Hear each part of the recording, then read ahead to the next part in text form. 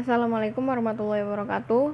Halo, perkenalkan nama saya Rina Fisa Hanum dengan NIM J120200199. Saya berasal dari kelas C, Prodi Fisioterapi Universitas Muhammadiyah Surakarta. Di sini saya akan menjelaskan mengenai proyek kewarganegaraan mata kuliah Pancasila. Ada beberapa pembahasan yang akan dibahas di presentasi kali ini. Yang pertama yaitu lembar kerja 1 mengenai relevansi produk. Yang kedua, lembar kerja kedua mengenai sumber referensi. Yang ketiga, lembar kerja ketiga mengenai langkah-langkah.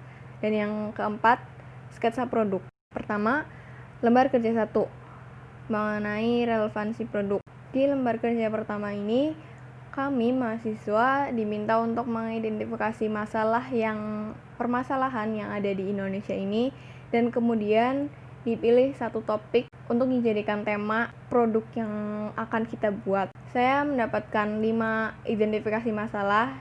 Yang pertama yaitu mengenai pelaksanaan UTBK di tengah pandemi. Yang kedua, mengenai semakin meningginya kasus COVID di Indonesia. Yang ketiga, mengenai korupsi bantuan sosial oleh Menteri Sosial.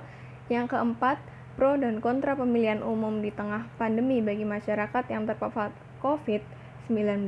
Dan yang terakhir, mengenai banyaknya PHK oleh perusahaan akibat dari pandemi. Dan topik yang akan saya pilih sebagai tema produk kali ini adalah mengenai pro dan kontra pemilihan umum di tengah pandemi bagi masyarakat yang terpapar COVID-19. Selanjutnya, relevansi topik dengan bidang studi. Menurut saya, relevansi topik yang saya pilih dengan bidang studi saya yaitu fisioterapi adalah orang yang positif COVID, apalagi yang melakukan isolasi di rumah sakit, memerlukan bantuan dari fisioterapi untuk memelihara ketahanan fisik dan mental pasien dan memantau status imunitas pasien dengan latihan fisik. Selanjutnya, mengenai relevansi topik dengan mata kuliah Pancasila. Menurut saya, pemilihan umum merupakan wujud dari demokrasi Pancasila. Dalam demokrasi Pancasila, pemilu merupakan sarana untuk membentuk kekuasaan berdasarkan kedaulatan rakyat. Dan jenis produk yang saya pilih adalah poster.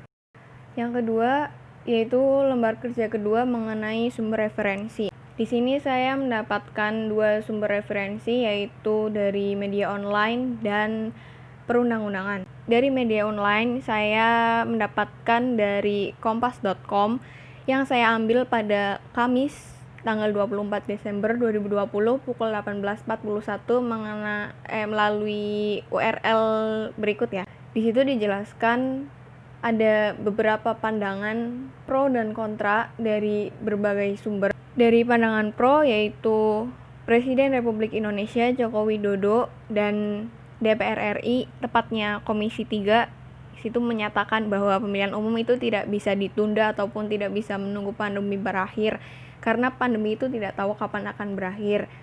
Dan keputusan ini diambil demi menjaga hak konstitusi rakyat, yaitu hak dipilih dan memilih.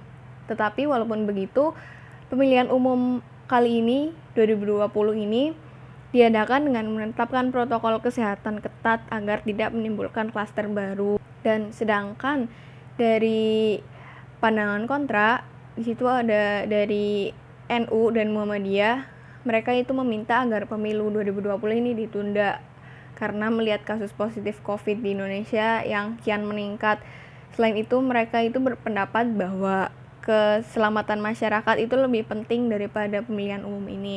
Sedangkan dari peraturan perundang-undangan sendiri, saya dapatkan dari revisi Perpu nomor 2 tahun 2020 terkait pemilihan kepala daerah serentak, terutama perubahan pasal 120 serta penambahan pasal 122A dan 201A.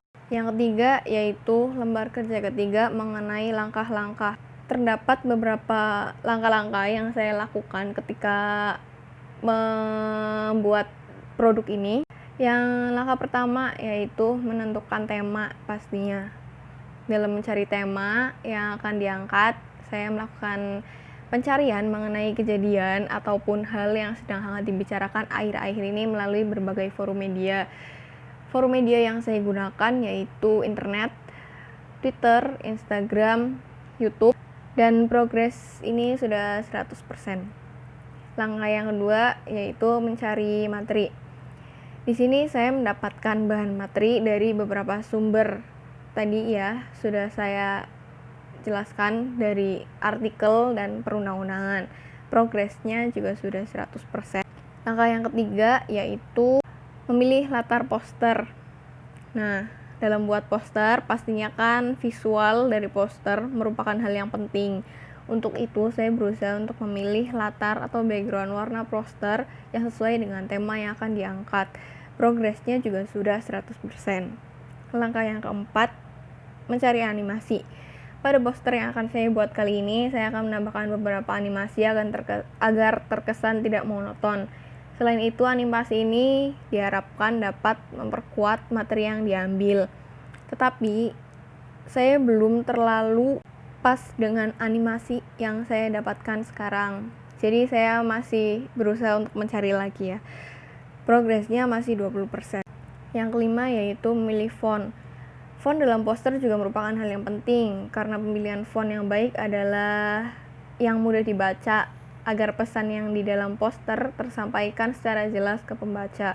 Pemilihan font ini juga saya belum 100% karena saya masih memilih font yang pas. Progres untuk ini masih 30%. Dan yang terakhir, pastinya mengedit poster. Hal yang terakhir yang saya lakukan dalam membuat produk ini. Dan finishing juga ya. Pada pengeditan poster kali ini saya menggunakan aplikasi PicsArt dan Canva. Untuk progresnya masih 20%. Yang terakhir adalah sketsa poster. Di sini saya perlihatkan poster yang sedang saya buat. Sebenarnya bukan sketsa poster juga, tetapi ya ini poster yang sedang saya buat tetapi belum jadi. Sekian presentasi dari saya. Mohon maaf bila ada kesalahan kata atau yang lainnya. Terima kasih. Wassalamualaikum warahmatullahi wabarakatuh.